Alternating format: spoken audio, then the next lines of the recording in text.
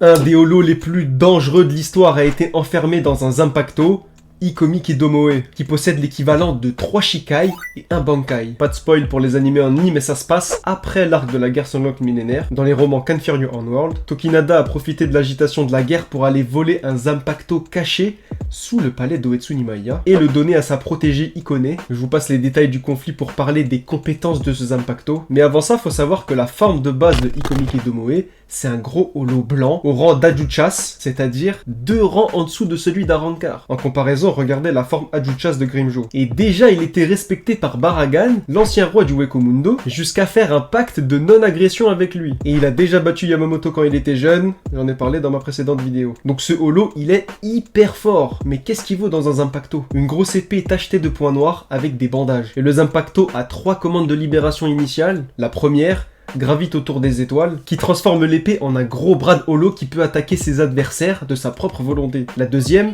inscrit leurs funérailles, qui fait transformer le Zanpakuto en un holo gigantesque, encore plus grand que le Ikomiki de base, qui produit des cris dévastateurs, des tornades, et même une horde de holo type Ajuchas. La troisième éclot et périt. Cette fois-ci, le sabre se transforme aussi en holo, un peu plus petit, mais quand même de la taille d'une maison, avec la puissance d'un Arrancar. Et maintenant, ce que vous attendez tous, l'équivalent du Bankai, mais qui se rapprocherait plus de la Resurrection, chute du Phénix, les 8 paysages, où le Zanpakuto garde la même forme, mais où Ikone est enveloppé d'une aura sombre, qui l'a fait devenir un Arrancar avec une tenue de Shinigami, un 3e œil sur la tête, où on peut retrouver le masque et la barbe de Ikomi Kidomoe derrière elle. Et ça libère le potentiel de Ikone et lui accorde un boost de puissance. Pas mal. Un mélange Zanpakuto et holo qui a fait son effet. Qu'est-ce que vous pensez de ce monstre? Est-ce qu'il y a un autre sujet sur lequel vous voulez que je parle? Dites-le moi en commentaire.